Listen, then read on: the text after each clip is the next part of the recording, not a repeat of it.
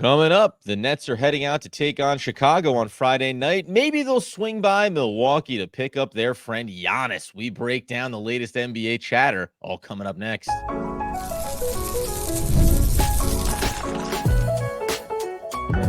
You are Locked On Nets, your daily Brooklyn Nets podcast. Part of the Locked On Podcast Network, your team every day. Yes, my friends, it is the Locked On Nets podcast right here on the Locked On Podcast Network. It's your team, the Brooklyn Nets, every single day. He's Doug Norrie. I'm Adam Marmbrecht. We thank you, as always, for making us your first listen of the day. We are 100% free on all those great platforms and let you know that you can start the season every season with big returns on FanDuel. New customers can place a $5 bet, and you'll get started with $150 in bonus bets if you win your first $5 bet. Visit FanDuel.com to get started today. And Doug, where we get started, there's a little off-court conversation about how the Brooklyn Nets have everyone's pick in the NBA, and when a superstar starts to become disgruntled, it usually means good things for the Nets. Look, the only thing better than rooting for your team is rooting against other teams. That's the thing that we're kind of stick with here.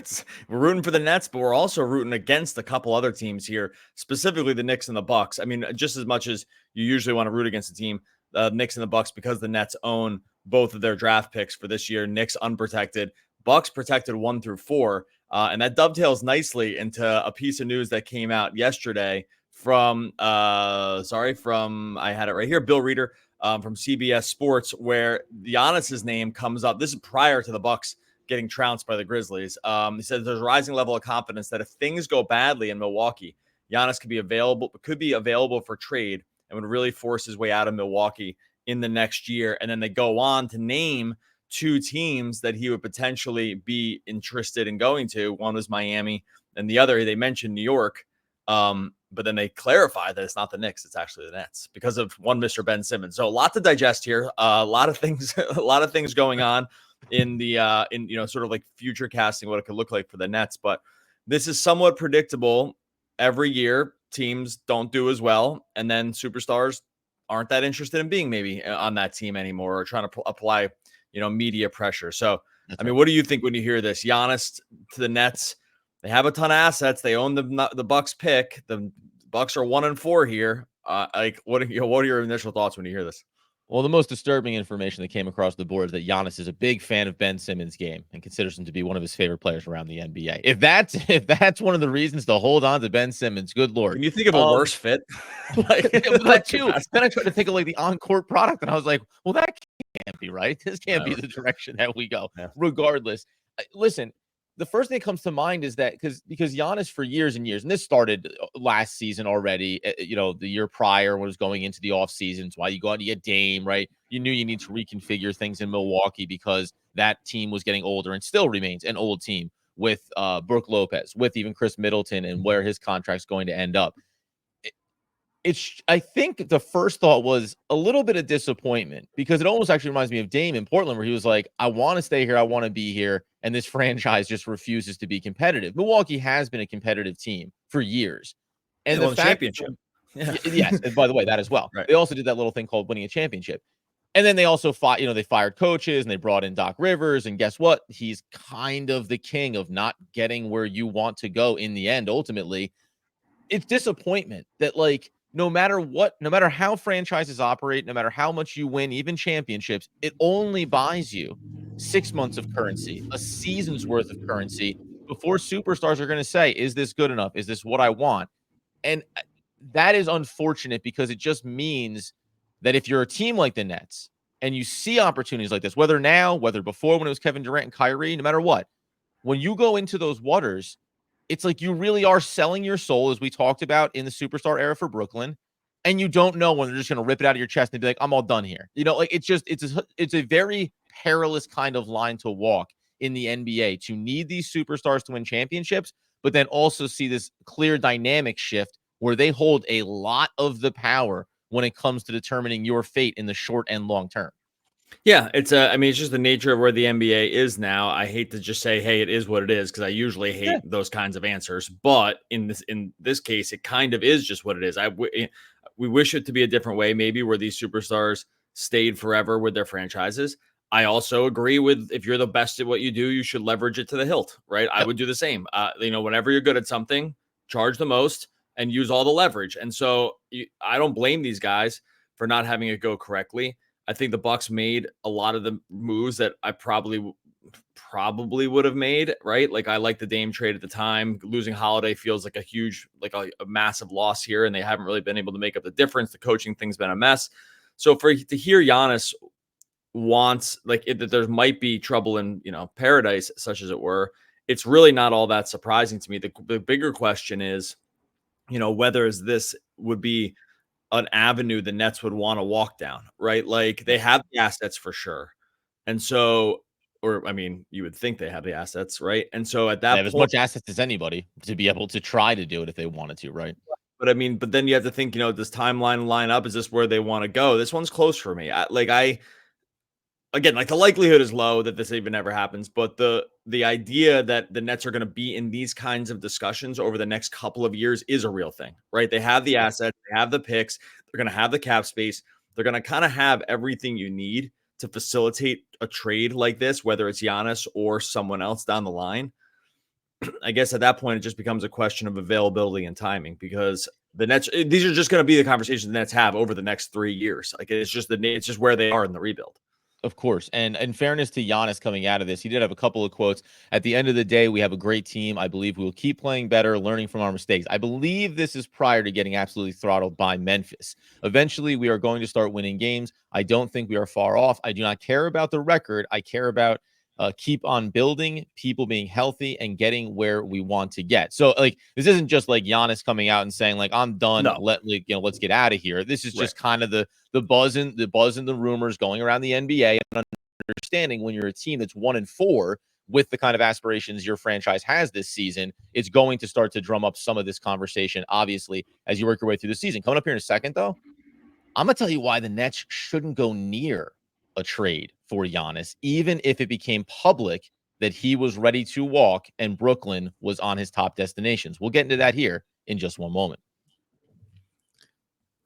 All right, before we get into that, I'll tell you about our friends over at FanDuel. It's America's #1 sportsbook. Nothing better to get in those bets either mid-game, before the game, live betting during the game. It's all there for you over on FanDuel, where new customers can bet $5 and get $150 in bonus bets if you win that first $5 real money bet. The FanDuel Sportsbook app gives you everything you need to place live bets on the NFL, the NBA. It's all in one place. You head over to FanDuel right now. You're not going to see this many times this season, folks. I'm going to tell you right now, Brooklyn Nets -1.5 at home against the Bulls. Now, the Bulls also have a winning record just because the NBA is topsy-turvy this time of year, and this is just kind of the universe we're living in. So two teams, one team with a positive point differential, one team with a winning record. Bulls at Nets -1.5. Maybe you want to believe in these Nets and you want to take the points there. You can do that all over at our friends on FanDuel. Get $150 in bonus bets when you win your first $5 real money bet over at FanDuel.com, America's #1 sportsbook.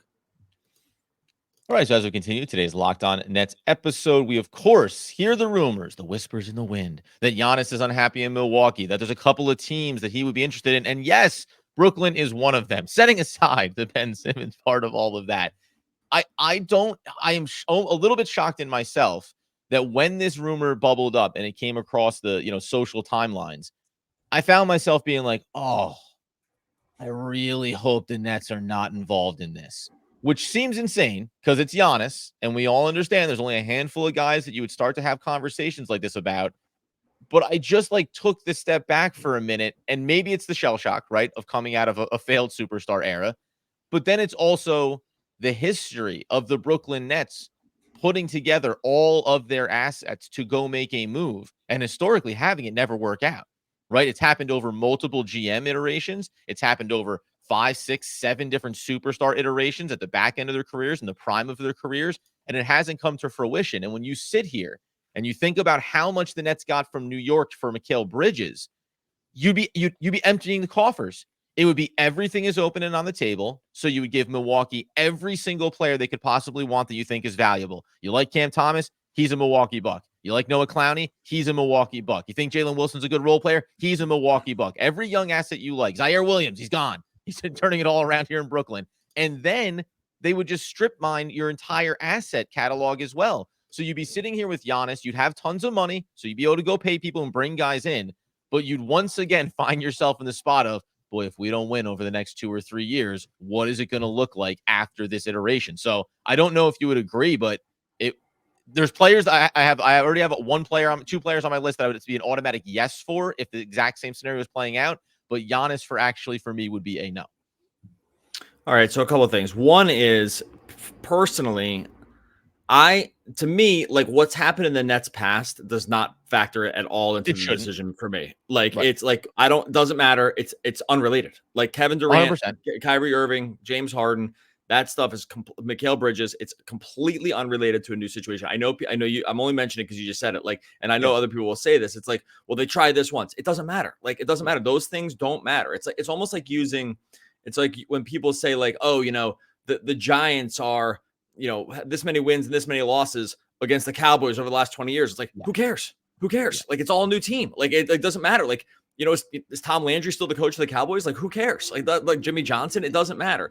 And so and this is even too, by the way, just quickly, because we talked about this at the time, with James Harden. We always said you make that trade 1,000 times out of 1,000. It didn't work out, but we would always make that trade. So I am on board with you that it shouldn't affect it. It is a part of my Nets I get cycle. why it like hangs around the back of your brain because it happened, but it should have no bearing on how you feel about present and future moves for the team. It's gone, It's over. It doesn't that has nothing to do with the current state of the Nets and like what new situations come up. So that's one thing. But the second thing is to agree with you, the part where, it's less about like what you would give up to get Giannis, let's say, and more about what the Nets already have in place to maximize making the deal, right? So it's one thing. Yeah, look, is Giannis the kind of guy you trade every asset for? I think so, right? Like I think there's very few guys like this in the NBA.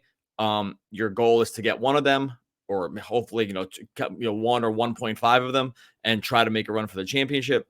Sure, that's the whole goal. These guys do not just grow on trees. Like if you have chances to get them, you should get them. With the one caveat being, if you don't have anything around it to actually maximize the unloading of assets, then you shouldn't do it. And the Nets just don't have it, right? They just don't have another guy that would open up a championship window if you got him right now. Now, look, it's like a year later and it's the Cooper Flag, or Chase Bailey, and it's someone like that. And you can do two moves where it's Giannis plus someone else. That's a different story. But where the Nets are now, like you couldn't, honestly, if you just dropped Giannis onto this team and didn't give up anything, I don't think their ceiling would be a championship. Right. So like, if you think about it, from that standpoint, like, are the Nets plus Giannis better than what the Bucks are now with Dame? I mean, someone's going to come in and say yes, because they're going to say Clowney. Look at the early season. Look what's happened. Yeah. And they're going to say Cam Thomas is better than Lillard or whatever. Like, okay. Right. So, but realistically, if you just didn't give up a single asset, put Giannis on this team now, they'd be really good, I think. But I'm not sure they would be, all the way through a championship run. So then you take out whatever they have to give up, and there's just not enough around them right now. So him at 29, I would still do it if they had anything else around them, but I just don't think that they're in a place now where they could make a realistic case for why it would be a smart move unless you were another move away. And we've seen that, the Bucks did that right now with Lillard, and they're 1-4. So it's a weird spot. But in general, I agree with these moves like almost 9 times out of 10. But this is just one of these contextual pieces where I just don't think the Nets are anywhere close in the timeline to like making it make sense for everything else around it. Yeah, it is interesting. I mean, like one of the things that I guess is kind of fascinating is that Giannis is under contract through 27-28 player option when he's 33, and that's going to be that could age poorly, by the way. Like just the nature of his game, like getting to the rim, athleticism, like his size, he doesn't stretch the court. Like I think he's still going to be a really good player. There's worlds where it doesn't look amazing 4 years from now. Like I think, as opposed to other guys who just can kind of, like KD, who clearly can age gracefully because he can kind of just do everything on the court. Yeah. And the other thing, and so I mean, there's that piece of it of where the money would be, and as you mentioned too, it's like if you could keep all your players and give up just all the draft picks, say it's all just draft picks. You're a play. I think that Giannis can lead this team to the playoffs, right? And you can be fun to watch. You'll be in the mix there in the Eastern Conference. To your point, you're going to the finals. No, but that's okay because maybe and maybe that's a part of this discussion too, not just around Giannis, but around adding any piece, right? If it's just for the draft picks, then what are you giving up? You're giving up the possibility possibility of. And we've been very staunch on saying, yeah, but having the opportunities to draft those guys that can become those players is obviously an opportunity that the Nets, when they had it even reasonably in the first round, have usually been pretty successful at. So imagine if you can get to those picks versus saying jettisoning those off just for one player in this particular instance. You get to next off season, you have all the the cap space, excuse me. You can go out and pursue anyone you want, but you will be in, once again, that kind of all in, all must win now territory that I think is hard to navigate. And even to your point about Kevin Durant and these other players, and it's not a knock on it. You should always want to get the superstar. You're right. But everything you sacrifice, I always wonder about how executives think about it. And the obvious answer is they would do it every single time because they keep doing it. And the money is there, right? And the jerseys sell and you win basketball games. But if the idea is like you make these all-in moves to win a championship, well, the stats tell you that more often than not, it doesn't work out that way. It works out in terms of winning more basketball games and going to the playoffs and having an opportunity. But it does not always pan out in the we went and got player X and now we won championship, right? Well, yeah, but I mean, like that's like for anything. Like you have a 3%. I mean, if all things are equal, it's not this case, but like you have a 3% chance, 3.333, whatever, like of chance of winning the championship every year, just because there's only one team does it out of 30. Of course, but like, yeah, like but you need to improving your odds. So you could say that about anything, though. I guess my point is, so that's not a case to not do it, but it should. You need to have your odds somewhere like in that. You need to feel like your odds are like in the 15% range plus, probably, or something like that. Right. Almost the equivalent of mirroring, like being one of the worst teams and having some of the best lottery odds. You want to be one of the best teams and have some of the best likelihood chance of winning a championship in that particular year. And sometimes it works out and sometimes it doesn't. It is really to the point. And I think in that regard, because we want to get into like where these picks stand, but the one big factor in it specifically when it comes to the Bucks is the idea of giving back control to Milwaukee of their own asset that you have control of. And it's a little bit of a slippery slope here, because on the one hand, if the Nets are involved in these conversations and Giannis gets traded, you go, okay, you get your pick back control. We've done this. We just went through this past offseason. Great. And we get Giannis and we're on our own journey.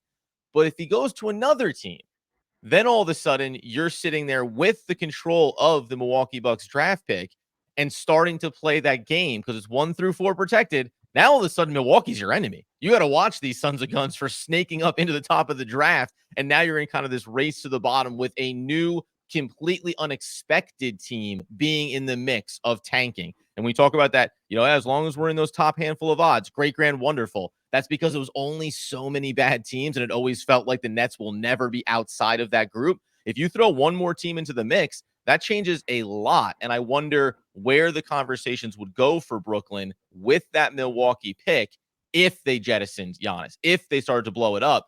Maybe there's a scenario where Milwaukee looks to Brooklyn and says, hey, what do we need to do to get control back of that pick at the top of the draft? Let's get into that a little bit more. Plus, there's still basketball on Friday night. Chicago Bulls, the Nets are ready to win more games. Shockingly. We'll get into that in just one moment. All right, before we get to that, tell you my friends over at Game Time, nothing better than going to a live sporting event, NBA game, NHL. We all know getting in there in front on the ice is almost even better than watching it on television. And Game Time's got all that. They got concert tickets, comedy series, theater. It's all there for you with the Game Time picks. Makes getting tickets to see your favorite teams play live even easier. You go over to Game Time right now. There's still time, folks. This is Friday morning. Bulls at Nets, Barclays. Friday night, starting at $26 on Game Time. You're not going to find better deals than this. Come on, stop it. Just go head on over to the game for Friday night. Dude, look, the Nets are favored. How many times are you going to be able to say? You'll tell your grandkids you saw the Nets in the year 2024 when they're actually favored against a team. You can make it happen over at Game Time. They got super deals, curated deals. See the seats before you even buy them so you know what you're going to get when you sit down. Lowest price guaranteed. Download the Game Time app. Create an account. Use the code LOCKEDONNBA for $20 off your first purchase. Terms apply. Again, create an account. Redeem the code LOCKEDONNBA for $20 off. Download Game Time today. What time is it? Game Time.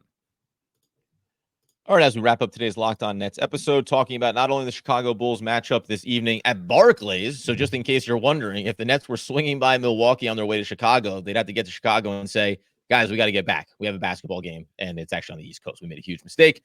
But so you agree, no Giannis, this is not the right time to make this move, and the haul potentially that it would take when you think about the Nets having the 4 first picks next year, first round picks in the years going out, multiples all across the board, the Knicks picks. Like, 2027 becomes that massive year as well for them a few years down the road. Do you think that you could escape potentially making a trade for Giannis and then say, but in 2027, we still have a nice collection of assets, so we can do a 3-year. This is a 3-year sprint for a championship, knowing that we have the backstop? Or would Milwaukee, no matter where he goes, are they just out there like mercenaries taking every single asset that a team has on yeah. the table? Yeah. Yeah, look, you have under contract forever. Like, I don't think they're not going to just snap call this. I don't think there's like almost no chance it happens this year. I think right? it's more likely they try to do something in some way to reshape the team before they make the move to move them. Although you have to. Milwaukee's You in a have hard to. spot with their assets or lack thereof. Yeah, they got nothing really left. They've emptied it really for the Lillard stuff, and like it's kind of over. Like they really can't, between the holiday trade initially and then getting Lillard back. Like they really don't have anything left, plus the money that they have in the books because they got Lillard. Right, they got Lillard player option through 26-27. That's $59 million. I mean, he's going to be 36 at that point. I'm going to say he picks that one up.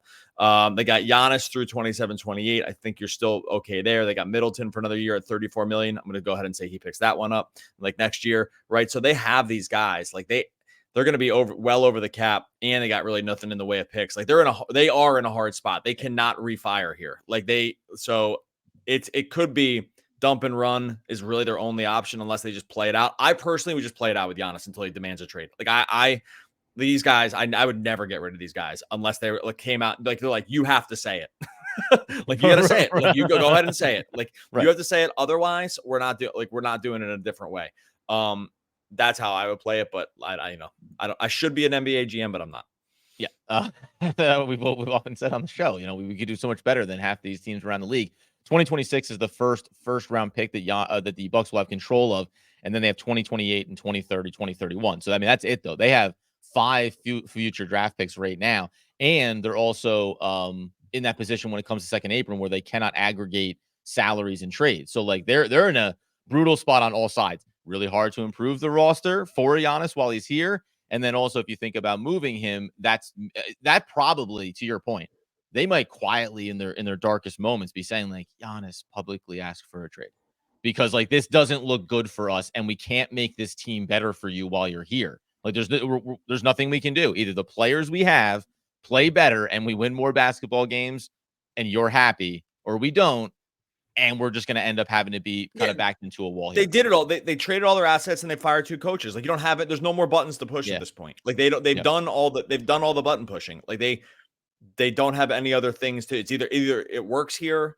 or it's over. Like there's not another retooling thing. You're not trading this Dame contract again. I don't think. You're never offloading Middleton. He just can't stay healthy. No. Maybe you get something back for Brook Lopez, but he's kind of important for me unlocking Giannis and making him great. So I just I don't know. Like I just don't know what they do. That being the case, I said before, I'll just mention before we talk about Chicago for a minute here on Friday night.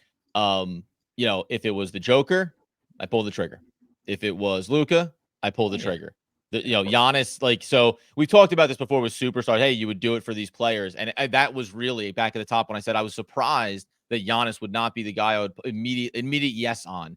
So I started thinking about that. It's like, oh yeah, if I was making the hierarchy, Giannis is not tier 1, everything into the middle of the table to go get this player. So that is just something we got to think. Probably if you asked us or asked me anyway, a year ago or a year and a half ago, I would have said, oh yeah, Giannis is of course in that elite group of guys that you would automatically trade for. He does turn 30 December 6th. So it's like he's not far away from getting that point. And you talk about the athleticism and the getting to the basket, and from a pure shot creation standpoint, being able to get their own looks, it's different when you talk about other players. We talk about Nikola Jokic, when you talk about Luka, when you mentioned KD before, right? Guys that'll just age more gracefully. There is a slight variation there when we talk about Giannis and what the state of his game could be as he gets to 22 and 23, 32 and 33 years old. Oh yeah, sorry, I thought you were gonna go into the Bulls thing. Yeah, I'm with. I am now. Thank you. Yeah, I'm most. By the way, just like the period on that. Sorry. Sometimes Adam and I done a lot of reps, thousands of hours of reps. I can usually tell when we're going into somewhere new. So you're just getting a little behind the scenes stuff here. Yeah. Usually it's I can almost tell. It's like Malcolm Gladwell's blink test. I'm just like, I can just blink and kind of know where this is going. That one I blinked wrong, or you did something different than you usually done. I'm not sure what happened there, but forge ahead. Bulls at Nets.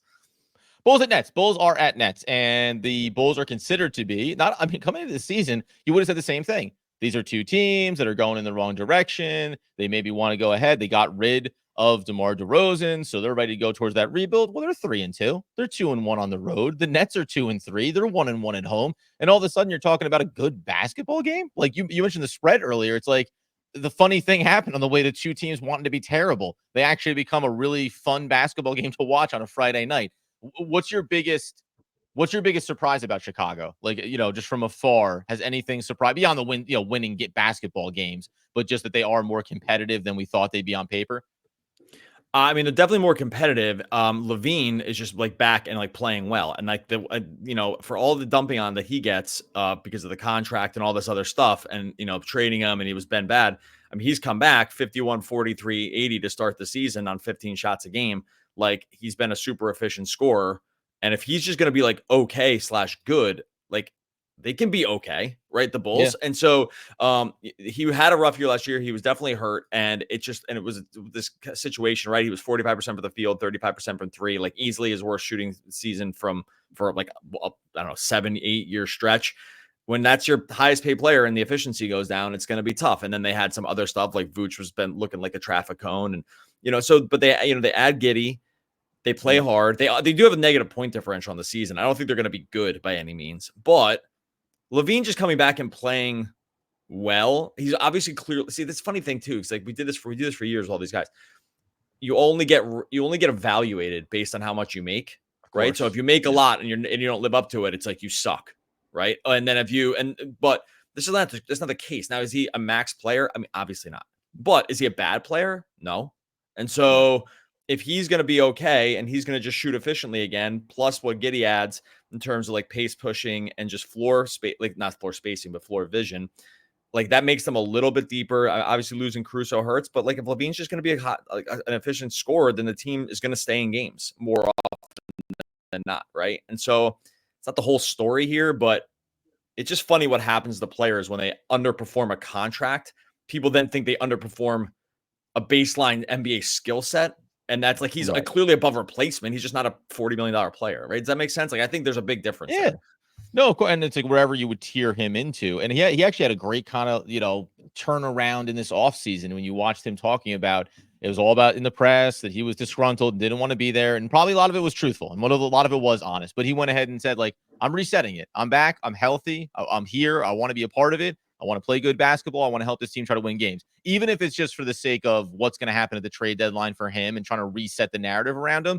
He clearly understood that what was happening the year prior, to your point, well, this isn't commiserate with what my talent level is, but the way people are talking about me, I might get thrown out with Tuesday's trash if I don't watch what goes on here. Like, that's kind of the state of where the NBA looked at Zach LaVine. So now you're going to have a different conversation. Now maybe teams will come get you from Chicago if you ultimately don't want to be there. And they do have some nice pieces. So you're right. It's been an interesting team to watch from afar. I don't think that they're, as you mentioned, the plus minus where the Nets are doing pretty darn well for themselves in the Eastern Conference in that regard. I don't think they're on that same type of footing because a lot of young players for Brooklyn have performed well. But we'll find out because this has been the tightest spread, I think, right? So far this season, is this the tightest spread that we've had for a Nets game? Nets have been getting a ton of points. Usually they're massive massive underdogs. So yes, it is the tighter spread. I think with the Hawks like 3.5, 4.5 or something like that. But it wasn't.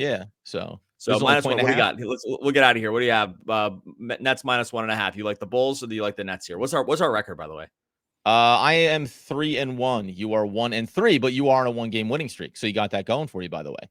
I am going to take, I don't know if that's correct or not. We both took Memphis. I could be wrong. I could be 4-0. Sorry. You got to win, but I'm still undefeated. Chicago, I'm going to go ahead and lay the points. I think this is an outright win for the Brooklyn Nets. First time I've done that this year, where I'm not talking about the spread. I'm just talking about Brooklyn Nets winning a basketball game. Still not concerned about the tank agenda just yet. So I'll get the win, get the Nets to 500 for the first time on the season. I'll just go to the other side just so we can have different records. I'll go Bulls plus 1.5. Actively cheering for the Nets though. So don't want anyone to think. Don't want anyone to think that like this is going to sway where the cheering's going to go. And by the way, that cheering is worth that. Me cheering is worth half a point every single night. They pipe that in. They said to Barclays. They pipe in Doug Norrie's just where I land with where I'm going. Worth half a point the other way because my teams always lose. Okay, we're gonna get out of here. Make sure that you subscribe wherever you listen to podcasts, Spotify, Apple, wherever. Make sure that you subscribe over on YouTube. We're trying to get to 8,000 subscribers over there. Losing season, no big deal. We're showing up every single night. And make sure you subscribe to the Locked On Nets newsletter. Adam's pumping out everyday content based on what we're talking about the show and so much more. So subscribe to Locked On Nets newsletter as well. Do not keep children to their studies by compulsion, but by play. Good, information for a father like you, Doug, and that's from Plateau. Oh, Plateau, one of the all-time great poets. Rest in peace. We'll be back again tomorrow. Oh, sorry, next week talking more Brooklyn Nets basketball. You get it? It was plateaued. Basketball. Yeah.